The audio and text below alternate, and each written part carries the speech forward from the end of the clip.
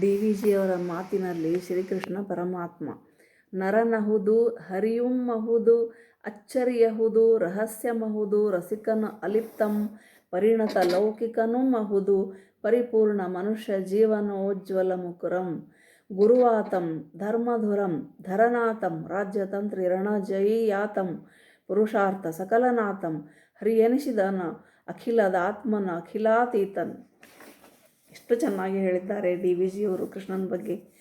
ಕರ್ಮವು ಒಂದರ್ಥದಲ್ಲಿ ಯಾರನ್ನೂ ಬಿಟ್ಟಿದ್ದಲ್ಲ. ಮತ್ತೆ ಹೇಳುತ್ತಾರೆ, ಸ್ವಾಭಾವಿಕವಾದ ಉಸಿರಾಟ ಮೊದಲಾದ ದೈಹಿಕ ಕರ್ಮಗಳನ್ನು ಬಿಟ್ಟು ನಾವು ಬುದ್ಧಿಪೂರ್ವಕವಾಗಿ ಮಾಡುವ ಕರ್ಮವು ಇಲ್ಲಿ ಪ್ರಸಕ್ತವಾದದ್ದು. ಇಂಥ ಪುರುಷಾಯತ್ತವಾದ ಕರ್ಮಗಳಲ್ಲಿ ಪಾಪ ಸಂಭವ ಉಂಟು. ಸತ್ವ ರಜ ತಮೋ ಗುಣಗಳು ಅಂಟಿಕೊಂಡೇ ಇರುತ್ತವೆ ಯಾವುದೇ ಕರ್ಮಕ್ಕೆ. ಆ ದೋಷದ ಮೂಲ ಸ್ಥಾನ ಯಾವುದು? ಕರ್ಮವು ಜಡ ಪದಾರ್ಥ. ಅದಕ್ಕೆ ಗುಣವೋ ದೋಷವೋ ಬರುವುದು ಕರ್ಮಿಯಿಂದ, ಅಂದರೆ ಕರ್ಮವನ್ನು ಮಾಡುವವನಿಂದ ಅಥವಾ ಕರ್ತನಿಂದ. ಕತ್ತಿ ಎಂಬುದು ಕಬ್ಬಿಣದ ನಿಶ್ಚೇತನ ವಸ್ತು. ಅದರಿಂದ ಪುಣ್ಯವೋ ಪಾಪವೋ ಆಗುವುದು ಕತ್ತಿಯ ಉಪಯೋಗಕರ್ತನ ಮನೋಭಾವದಿಂದ.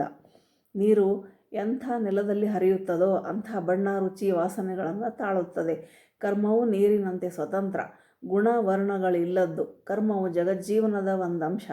ಕರ್ಮಿಯ ಭಾವನೆ ಉದಾತ್ತವಾದಂತೆ ಕರ್ಮವು ನಿರ್ಮಲಿನವಾಗುತ್ತದೆ.